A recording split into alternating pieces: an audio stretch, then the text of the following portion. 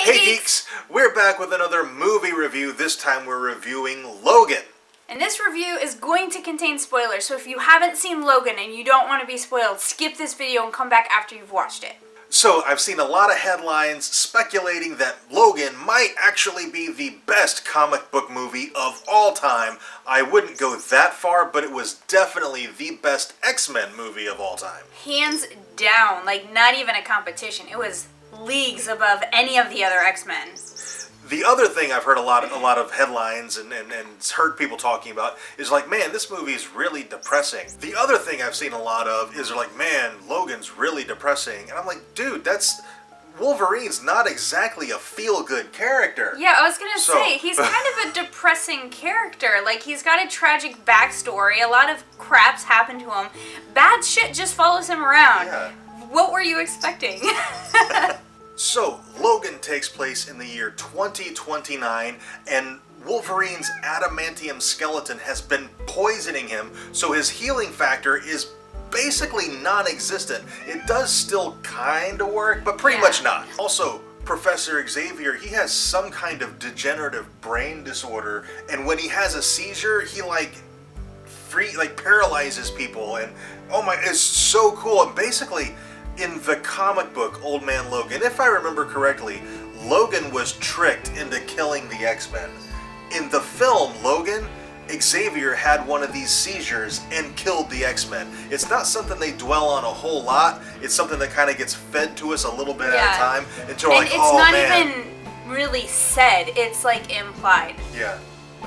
And I really liked that storyline because Charles has the most dangerous mind in the entire world, and the most dangerous mind in the entire world then gets some sort of degenerative brain disease. He can literally kill people with his mind, and then he forgets stuff. Like, that's terrifying. So that was a really, really good plot line.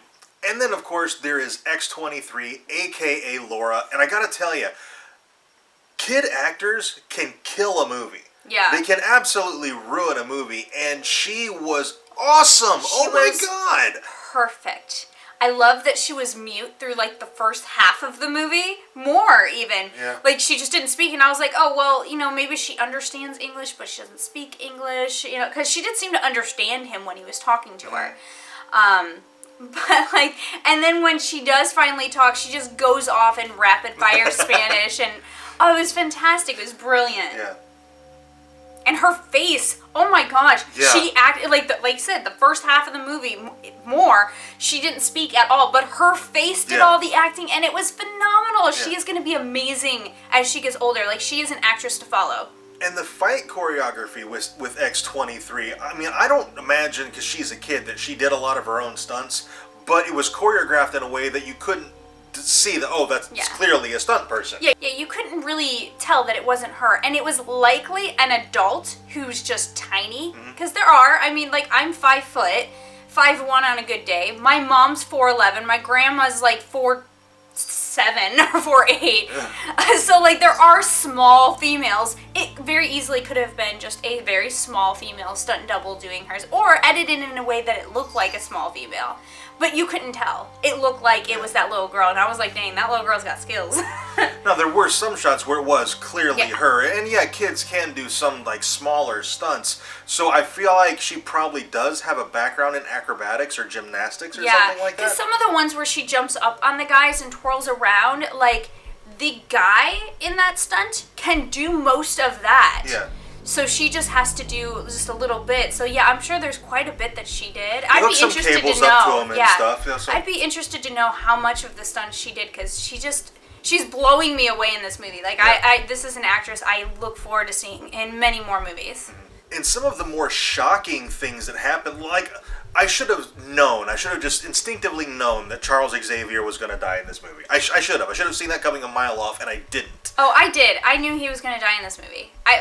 Not going in, but after they were on the run with X-23, with Laura, I was like, oh, he's going to die. He has to, otherwise they're never going to make it to the destination. But it was still really sad. Yeah. I teared up a little bit. That's what was really funny. Like, I can take Anna to a chick flick, not a single tear, completely dry-eyed the whole time. Just bawling her eyes out for half the movie. No, not for half the movie. I teared up for Charles. I bawled my eyes out for Logan. Oh my god. And I knew he was gonna die too. Like, I didn't know, but I kind of thought, like, as we got towards the end, I'm like, oh, I bet he dies. I was holding out hope the entire time. Like, the whole thing with the adamantium poisoning him, and that's why his healing factor doesn't work. I'm like, oh, well, they could bring Magneto in, and he could rip the adamantium out like he did in the comic books, and then, like, the final fight will be, Bone Claw Wolverine versus X-24, and that'll be awesome. And then they didn't do that, and I was like, oh, man, I kind of wish they had done that. Yeah, I do wish they had done that, because I feel like he probably would have lived then. Yeah.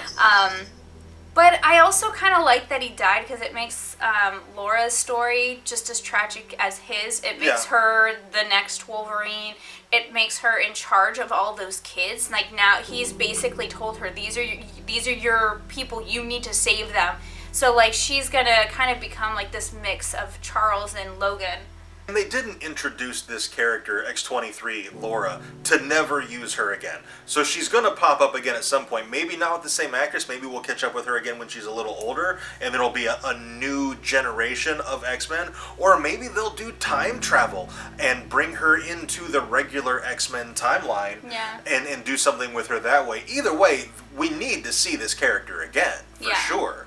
I loved the locations, like where they had where they were keeping Charles Xavier, like in the in the water cooler thing. The water tower. It was like this collapsed water tower, and they had some kind of lining or something to keep his abilities from going outside or whatever. Yeah, like they still went outside because. The seizure.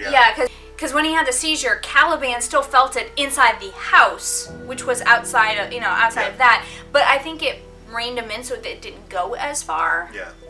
Anyway, that's what was said anyway, was that tower kind of dampens his abilities a little bit. Yeah. I love the locations. I love the cinematography. That final fight where after Logan had fully injected himself with the serum and then he and Laura teamed up, and oh dude, that fight was amazing. Yeah, that was really cool. And then when Laura fought X-24 on her own after Logan had got his butt kicked a little bit, I thought that was really cool because she beat his ass. Yeah, she did, until he like kind of came around and was like, I need to whoop on her just like him. The film was super violent and brutal, and it's really the only way you can do a Wolverine movie, and it's something that they haven't done until now. Yeah. Until the very last film in his run, they finally got it 100% right. Yes, like Wolverine any movie that has Wolverine as a main character should be rated R. It really should, because this was Wolverine. The other stuff was tamed down Wolverine. The only thing that I really could nitpick, and you kind of we talked about it earlier, is Professor Xavier said fuck a lot. Yeah. But that could be a byproduct of his brain disorder where he just has no filter anymore. Yeah. Or, it didn't really say what kind of brain disorder he had. It was either some sort of degenerative brain disease, or it could have been like Alzheimer's, or they dementia. left it open. It could be a lot of things. So he also could have, when he was saying those, he could have been thinking with his younger self. Because remember, right after he got paralyzed, he became a little snarky little bastard for a while. So like he could have been transgressing back to that time when he was speaking. Yeah. So there's all kinds of things that they could explain it away with. Just seeing old Professor Xavier say fuck that much was really jarring to me. But it's completely reasonable. Yeah, you can totally explain scenario. It. Yeah.